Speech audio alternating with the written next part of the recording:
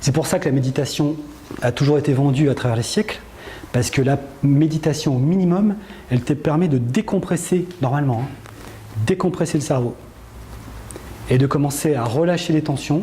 La méditation a pour but et objectif de t'ouvrir ton champ de perception, en fin de compte. Quand vous êtes stressé, vous n'avez peut-être pas fait attention, vous êtes comme ça là. On regarde devant soi et tout se referme, on n'entend plus les gens autour, on est concentré. Je vous le fais bien, le stress. Et dès que vous êtes relâché, votre champ de perception s'ouvre et vous intégrez plus d'infos. La méditation, elle sert à ça seulement. Et c'est pas elle qui analyse. On prête des vertus à la méditation qu'elle n'a pas. C'est ensuite quelle est votre stratégie d'investigation qui est intéressante. Il y a une stratégie à l'intérieur. Tu as des propriétés, je décomprime mon cerveau, c'est tout. Ah ben non. Et ensuite, quelle est la stratégie? Et tu es obligé de pratiquer cette stratégie d'observation en amont et en aval.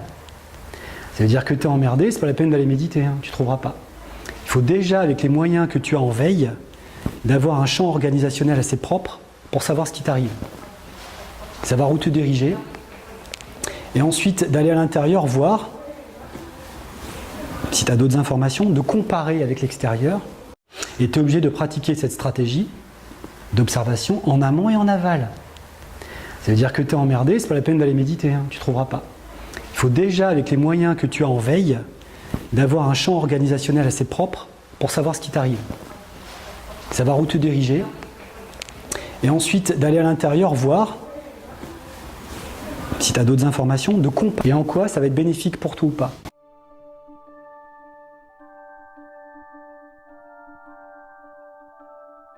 Et petit à petit, si ton champ de perception est propre, ça demande un travail de reconstruction des perceptions, et ça demande un travail de reconstruction de la personnalité, contrairement à ce qu'on croit.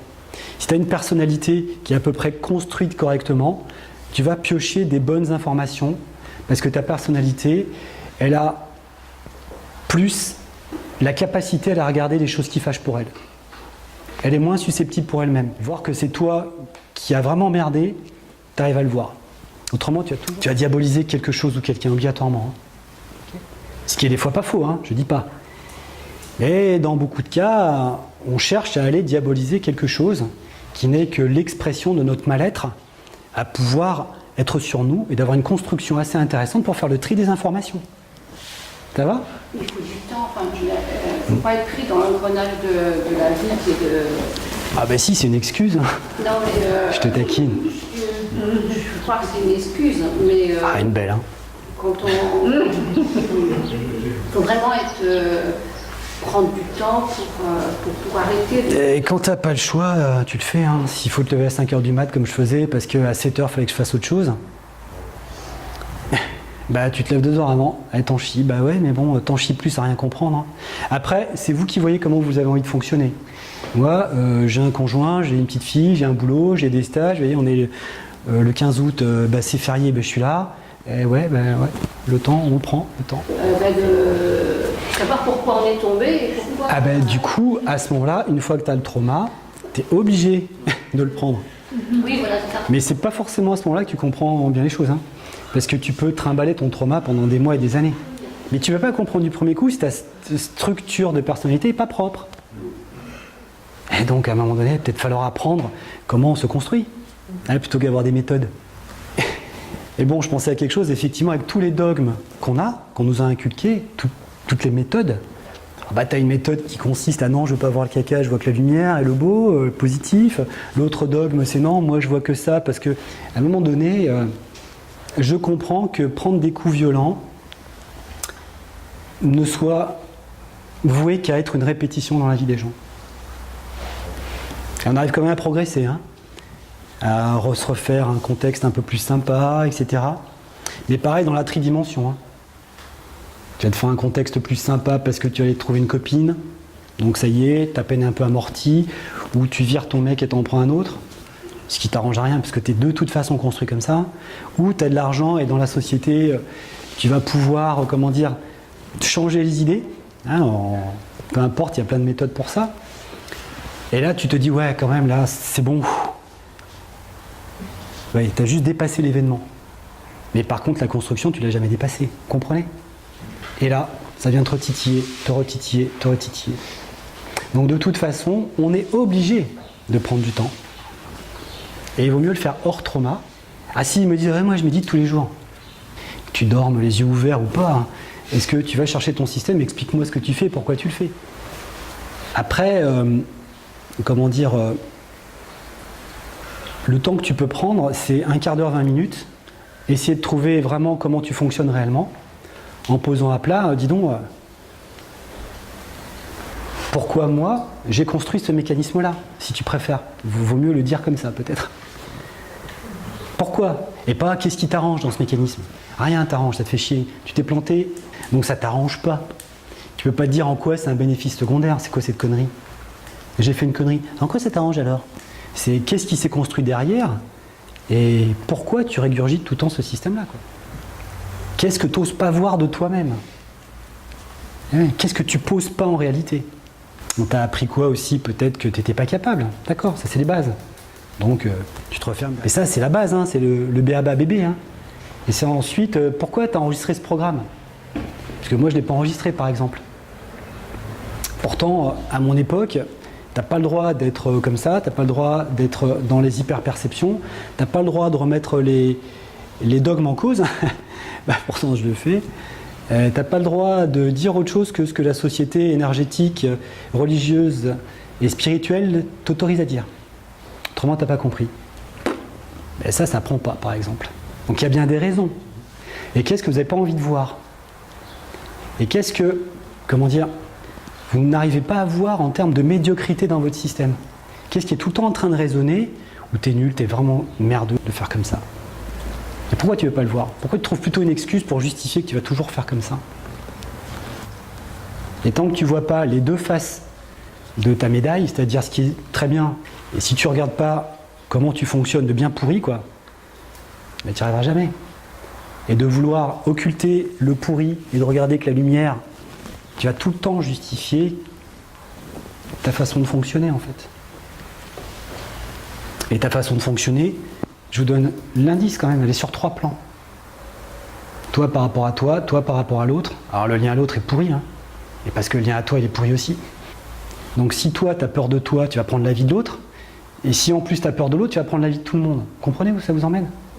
Donc il faut réfléchir à cette tridimension du volume. Voilà, donc le raisonnement, on peut l'emmener, mais ça demande quand même de reconstruire votre personnalité et vos perceptions. Quand même. C'est-à-dire savoir vraiment qui vous êtes vraiment, ce que vous voulez vraiment poser. Et vous allez voir qu'en posant ce que vous êtes, ben peut-être il va se passer un champ d'expérience plus ou moins douloureux, pas tranquille, hein, mais plus ou moins douloureux, mais au moins si vous osez être ce que vous êtes, vous allez avoir un vrai retour qui va vraiment vous aider. Autrement, vous êtes toujours en train de faire semblant d'être une certaine personne, vous mentez, l'autre il ne va pas vous aider, et au niveau social, vous essayez de vous placer d'une certaine manière pour faire genre, et ça ne va pas vous aider non plus. Et vous avez une vie, que vous soyez beau, riche, intelligent ou pas, ça sera toujours un peu merdique, quoi. C'est ce que j'ai tous les jours en cabinet, moi. Vous ne pouvez pas vous planquer. Donc au moment, tu es obligé de te demander comment tu fonctionnes par rapport à toi, l'autre, et aux multiples. On est obligé d'avoir une aide extérieure, quand même. À un moment donné, on peut se planter. Enfin, je veux dire, ça, à un moment donné, on s'est propre. Mais si tu poses que voilà, tu veux vraiment fonctionner sur ta construction de personne, tu vas peut-être faire des expériences douloureuses, mais au moins c'est les tiennes. Et là, tu vas apprendre. Plutôt que de vouloir te conformer à quelque chose pour échapper à tes souffrances. Parce que vous avez compris que toutes les méthodes ont été fabriquées parce que tu ne veux pas souffrir. Hein. Tout le monde spirituel existe parce que l'humain n'a déjà pas marqué qu'il était spirituel. Au retour à l'unité, comme le saumon là, tu vois, qui va revenir, qui va remonter la rivière, c'est pas une solution. Hein. Si tu as le pilote qui fait une expérience incarnatoire, bah, si tu ne suis pas le mouvement de l'incarnation et que tu n'as que envie de remonter dans l'âme, là, soi-disant pour avoir les indications, tu n'as rien compris. Hein. Donc passer ton temps à méditer pour savoir ce que ton âme elle veut, c'est pas compliqué. Ton âme elle veut toi. Comment tu fonctionnes. Alors si tu mets 30 ans à t'apercevoir que tu es né, ça va être de plus en plus complexe parce qu'en vieillissant, ça ne s'arrange pas. Hein. Et c'est vrai. Vous comprenez? Le sens de la spiritualité est un non-sens. la plupart du temps. Et les gens te disent on remonte à l'unité. Ben, pour moi, c'est des gens qui n'ont pas compris qu'ils l'étaient déjà dans l'unité. Ils sont dans la totalité, cette espèce d'unité de cohérence dans le système humain. Et ils veulent aller vers quoi alors? Vers l'un de quoi? C'est-à-dire, il n'y a rien qui existe, quoi. Un truc. Ils n'arrivent même pas à me le définir. Hein. Donc la plupart des gens, malheureusement par notre éducation aussi, hein, ne s'aperçoivent même pas que les dogmes qu'ils utilisent sont des non-sens. Donc à chaque fois, et c'est pour ça que je dis que beaucoup de personnes dans la spiritualité n'arrêtent pas de se barrer ou de fuir, ça se perçoit. Et à ce moment-là, effectivement, la spiritualité ne t'est d'aucune aide, quoi. Et comme tout le monde a une vie un peu pourrie, en tout cas, elle aimerait avoir une meilleure vie, c'est tellement séduisant de prendre la vie de quelqu'un qui est complètement barré, parce que lui, t'as d'être barré en plus. Donc d'un coup, c'est plus léger, le fardeau. Et puis 3 jours plus tard, ça te rattrape. Hein. Donc c'est vrai que le théorème du barré est très séduisant. Parce que momentanément, ça t'aide à sortir de ta difficulté, parce que ça te détache. C'est un super mot, le détachement. Waouh. La vie n'est faite que d'attachement, hein, je veux dire, de relations. La personne à laquelle tu tiens le plus au monde, c'est toi. Hein, tu y es très attaché, tu vois. Ça s'appelle ton ego. Et toi, tu joues toute ta vie dans la spiritualité à essayer de te détacher. Mais pourquoi faire? Tu as intérêt à t'attacher à toi et puis surtout à comment clarifier le lien avec les autres. Hein. Ça n'existe pas le détachement. Je comprends qu'il y ait des souffrances, qu'il faille les mettre un peu de côté pour respirer parfois. Mais les souffrances, au bout d'un moment, il faut que tu reviennes dessus pour voir ce qu'elles sont. Donc tu te détaches, tu te rattaches. Autrement, c'est l'existence qui te rattache, hein, de manière. Donc le détachement n'existe pas. C'est une disjonction naturelle de ton système qui te permet de moins être impacté par un traumatisme momentané. C'est super important. Parce que quand même, il faut que tu survives. Hein. Ça va, c'est un peu plus clair. Cette conférence, elle a pour but d'éclaircir des choses. Hein. Donc on a déjà fait un gros boulot, mine de rien. C'est un gros travail de début de dégazage. Hein. Et si on ne passe pas par ce type de travail de dégazage, on ne peut pas y voir clair. C'est pas possible. Donc après, c'est l'aveuglette et tu vas trouver que les solutions que tu as là tout de suite sous la main, quoi. Ce qui est très malheureux. D'accord ? Donc pour résumer, un être humain, c'est bourré de constructions à l'intérieur de lui, qui sont autant d'apprentissages utiles que certains inutiles, et qui ont juste besoin d'être remis à leur place, on pourrait dire ça comme ça, ou à jour, c'est-à-dire voir le système. Mise à jour, c'est pas juste je branche un truc USB et ça passe, hein. C'est mettre à jour, et en lumière, c'est ça la conscience.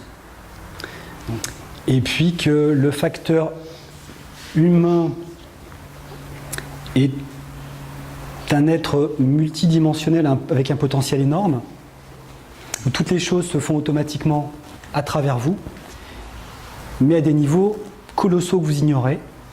Vous êtes branché à une totalité. Il y a une limite, hein, quand même humaine. Hein. Et cette totalité, en fait, d'après votre structure, vos prismes, vous l'exprimez. Et c'est ça qu'on appelle l'incarnation. Donc vous prenez des matériaux, tonnes de matériaux, que vous arrivez en fonction, ou que j'arrive en fonction d'où j'en suis dans ma réalisation de ce que je fais, à mettre en forme, exprimer. Donc votre but, c'est pas d'être transcendé, d'échapper à votre vie, d'être spirituel et d'être une forme de pure lumière. Ça, c'est déjà ce qui est en amont. Hein. De ça, de cette pure lumière, on va dire, on extrait des informations qu'on met en forme. Et le but, c'est pas que ce soit cohérent avec la pure lumière, hein, vous oubliez. Hein. Le but, c'est de créer des choses. Et d'apprendre au fur et à mesure à créer des choses. Et parfois, quand on s'est trompé de route, ou qu'on a créé des choses dont on n'a plus besoin, ben on peut changer de route. Ça, on ne l'a pas trop dit. Mais il faut aussi déconstruire. Et parce que quand tu as une logique de « va toujours à droite, va toujours à droite, va toujours à droite », bon, il faut changer les coordonnées du GPS, parce que aller de l'autre côté, ça va être très dur. Donc sans changer des coordonnées à l'intérieur, c'est difficile. Ces coordonnées, c'est pas juste un clavier que l'on touche et tout de suite on met en place des énergies, etc., etc. Il faut aller dans la logique de cette construction qui nous a emmenés dans une certaine direction, pour pouvoir comprendre comment ça s'est organisé, pour évidemment voir si on a encore besoin ou pas, parce qu'elle peut être encore utile, hein, mais peut-être avec une intensité moindre.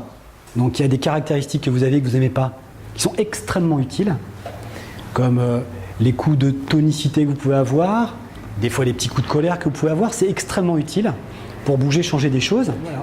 Il y a beaucoup de choses quand même, avec une intensité au bon moment, qui peuvent être extrêmement utiles. Et quand il s'agit de réagir à quelque chose pour sauver votre vie, eh ben c'est la bonne information que vous avez, c'est le bon comportement. Donc vous n'allez pas vous effacer ou effacer votre personnalité ou tous vos systèmes de sécurité et de survie parce que c'est pas bien d'être comme ci et comme ça. Si vous êtes souvent en colère, on va regarder pourquoi vous l'êtes. Mais c'est pas pour éteindre votre colère. Vous vous souvenez que les émotions pour moi ne sont que l'expression à un système sous-jacent. Parce que la colère, des fois, c'est hop là, et je rattrape la chose qui allait tomber, tu vois, c'est un coup de speed, un coup d'adrénaline, un coup de non, je veux pas que ça se passe comme ça. Si c'est à sa place, il n'y a pas de souci, hein. Tu peux sauver des vies même comme ça. Hein. Bah, ça m'est arrivé, de devoir contrôler des gens. Ah, contrôle, c'est pas bien. Et de maîtriser des gens, ah, c'est pas bien. Ouais, mais j'étais à 40 mètres en plongée sous-marine bouteille. Et qu'il y a un type qui était en train de se noyer, puisqu'il n'y avait plus d'air. Et il est parti avec des bouteilles quasi vides.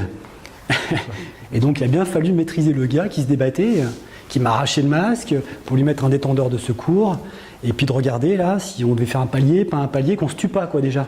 Il bougeait plus, mais il a survécu. Donc contrôler quelqu'un ou bloquer quelque chose et avoir la ténacité, bah, heureusement que des fois c'est opportun, évidemment. Et puis une fois à la surface, t'arrêtes de le contrôler, d'accord. Mais ne vous fiez pas aux petits mots, aux petits raccourcis cucu. Ça, c'est un mauvais mot, c'est mal. Non, arrêtez avec ça. C'est quelle est l'intensité? Est-ce que c'est au bon moment? Non. Ok, on va regarder pourquoi. C'est approprié? Ok, il n'y a pas de souci.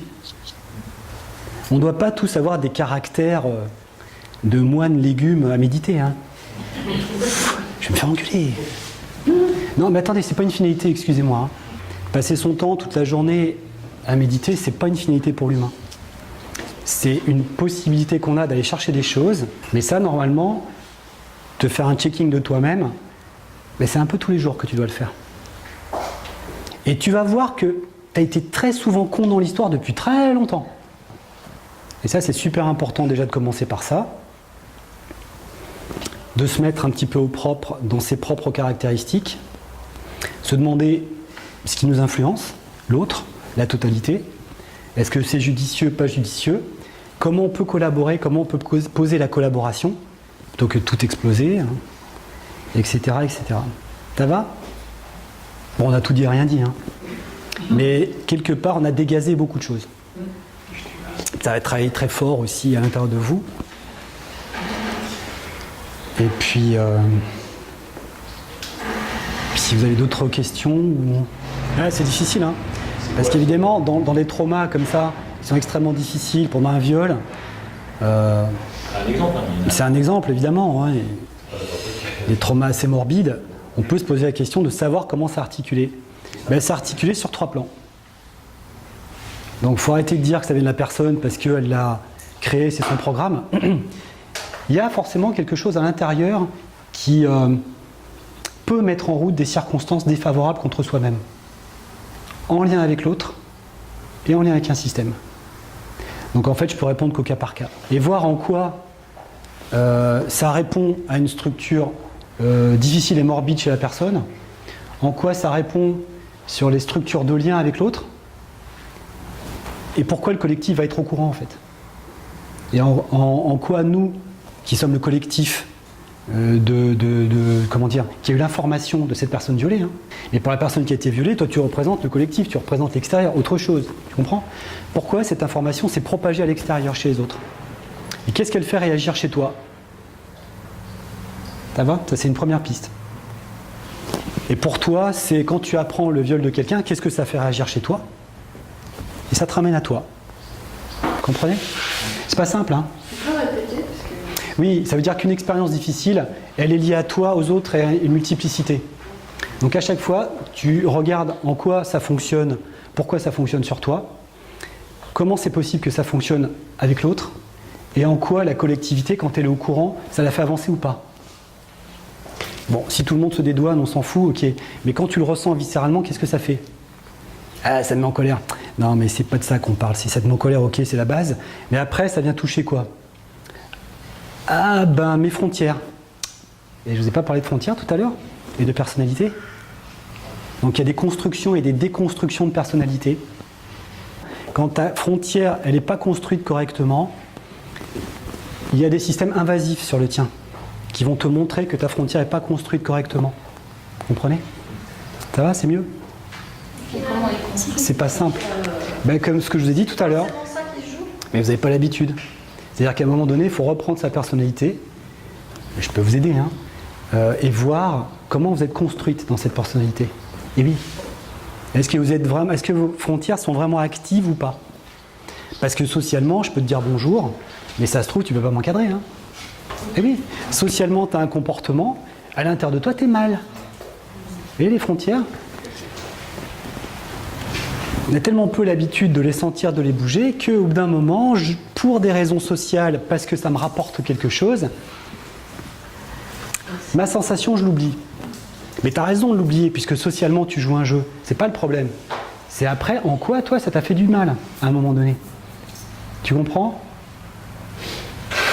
Ça, c'est un peu dur, apparemment. Donc c'est pas sur les autres qu'il faut se baser, c'est sur son ressenti. C'est son ressenti à toi, oui, bien sûr. Parce que tu dis bonjour à tout le monde tous les jours, mais sans avoir cette espèce de notion de frontière de ce que me renvoie l'autre. Donc tu es un petit peu anesthésié sur les niveaux d'information, donc tu n'as plus ta personnalité. Quand tu dis bonjour aux gens, ça te renvoie à quelque chose, et si tu es fin, tu notes, tu n'as pas le temps de bosser, et tu vas regarder à quoi ça te renvoie. Tu sais, cette personne, je ne peux pas l'encadrer, pourquoi? Ah, ça m'intrigue, ça fait 2-3 fois que ça me fait ça. Sans la connaître. Sans la connaître. Ou sans la connaître, c'est pas très intéressant. Il faut commencer par les choses qui sont intéressantes pour nous. C'est là où il faut rendre les choses pragmatiques. Dans une recherche sur soi, si ça ne te sert à rien de savoir l'autre au bout du terrain, là, pourquoi t'aimes ou t'aimes pas, c'est pas la peine, hein, il ne rentrera jamais dans ton giron de circonstances. Mais par contre, dans ton premier cercle familial, proche, de plus en plus éloigné, oui, c'est des questions intéressantes que tu peux te poser. On n'est pas éduqué à ça. C'est je ne peux pas l'encadrer, ferme-la, il va m'être utile à ceci ou cela. Donc, quand moi je vois quelqu'un, je ressens des choses énormément. Bah, socialement, ça va bien, il n'y a pas de problème, mais ça ne veut pas dire que derrière, je ne regarde pas à quoi ça me renvoie. Quand c'est utile, hein, et je ne me prends pas la tête. Hein. Sur un groupe, je fais une synthèse, et puis est-ce que ça me va ou est-ce que je pars en courant? Et ça, c'est hyper important de rétablir ce genre de frontières, parce qu'on est des êtres sociaux, on doit se sociabiliser, mais par rapport à nous. Si tu es déconstruit, tu n'es pas sociabilisé. Tu deviens l'instrument, tu es un pion. Ça vous parle un peu ça? C'est parce que tu n'as aucune frontière. Parce que tu ne peux pas penser tout seul. Parce qu'il y a quelqu'un qui va dire non, il faut penser comme ça. Et quand on a 300 000 qui pensent pareil, tu te dis ah bah certainement j'ai tort. Et là je suis habitué à ce genre de choses. Et ça serait bien que vous commenciez à vous habituer à fonctionner sur votre propre système et à vous interroger sur votre propre système. D'accord? Donc pour synthétiser ma réponse, parce qu'elle se généralise sur plein d'autres plans, hein, elle peut s'exporter sur plein d'autres plans difficiles. Dans le cas d'un trauma très violent, il y a le rapport à soi, donc à la personne qui a été entre guillemets victime, qui l'a subi, le rapport à l'autre et le rapport à la collectivité. Il y a au moins ces trois plans-là. Quand même, l'information transite fort, vous êtes fortement bougé à l'intérieur de vous. L'autre, par votre action, il est fortement bougé aussi. Hein. Donc, vous avez quand même une possibilité de travailler avec votre conjoint, partenaire, etc., de mettre des choses à plat, au clair. Et puis après, la société, elle vous emmène aussi à un autre champ de perspective, de communication. Donc, vous pouvez vous poser des questions sur trois plans déjà. Et ça, c'est super intéressant. Parce que l'être humain, je me répète, n'est qu'un être de lien. Rien que ça. Vous, votre trip, c'est de faire du lien, du mieux que vous pouvez avec vous-même, avec l'autre et avec le collectif. Le coup de l'ermite qui se barre, c'est une perspective de fonctionnement Et une seule, d'une personne. Et encore, il faudrait regarder pourquoi. Vous comprenez? Peut-être le monde est insupportable pour elle, ou peut-être elle s'est dit, tiens, j'ai compris des choses, ou pas. Hein. Il y a des ermites qui ont compris certaines choses. Je parle de l'ermite en termes de clichés. Hein. Et il y en a plein qui n'ont rien compris. Hein. Ça peut vous rassurer. C'est pas la peine de modéliser dessus. Par contre, le monde est insupportable, je me barre. Voilà. Si tu es doué, tu te fais bouffer. En général, dans une forêt tout seul, tu ne survis pas trop. Surtout en 2018, on ne sait plus trop faire. Donc, il y a quelqu'un qui vient t'emmener à manger, où tu fais la manche. Donc, en gros, en croyant être un ermite solitaire, tu es encore tributaire d'une société. Et ça loupe pas. Hein. Donc, même la personne qui se dit « Ouais, non, moi, je vais être en dehors de la société parce qu'elle est pourrie. Hein. » En fait, il diabolise quelque chose, donc il est tributaire, puisqu'il prend une décision par rapport à cette chose. Jamais il se demande ce qu'il peut y emmener, lui, tu vois, ou comment il a intérêt à fonctionner, comment il peut se mettre en équilibre par rapport à ça, et qu'est-ce qu'il peut emmener dans cette société. Ah non, non, non, non. La société, c'est de la merde, tout ça, c'est de la merde. Moi, je suis mieux que ça, il faut qu'on vive dans la nature. Ah, vas-y, petit bonhomme. Mais moi, j'aimerais bien qu'il nous emmène des solutions aussi. Ah, ben, je te l'ai dit, c'est la nature. Ouf. Ah, mais les gars, c'est déjà fait, vous. Ça va. Même si la nature est extrêmement importante, puisque c'est notre... Je dirais que c'est une partie de notre construction, quand même. Tu ne vas pas tout baser sur la nature. Eh, déjà, toi, tu existes en tant qu'humain. Qu'est-ce que tu peux poser en tant qu'humain? Et comment tu peux collaborer avec toi, les autres et le social. Tu comprends? Après, oui, fais-le dans la nature si tu as envie. Mais arrête de te barrer, quoi, ça sert à rien. Parce que c'est encore des fuites posées. Même si c'est très intéressant d'habiter dans la nature. Et j'habite dans les bois. C'est cool, les arbres. Eh ben non, c'est hyper actif. En termes de perception, les bois, c'est hyper sportif. Et surtout la nuit. Vous êtes déjà trimballé dans un bois la nuit? Vous voulez bosser sur vous? Allez-y. Là, il y a toutes tes peurs qui ressurgissent. Là, tu bosses. Hein. C'est chouette, la nature. Ouais, bah, viens chez moi dans les bois la nuit. Puis c'est au cul du monde. Hein. Ah, on va voir de quoi tu es capable. D'accord, donc tout a un rapport relatif. On ne peut pas prendre les choses au pied de la lettre. Hein. Et puis, si vous n'avez pas d'autres questions, bah, je vous propose qu'on arrête là. Merci d'être venu. Merci à vous.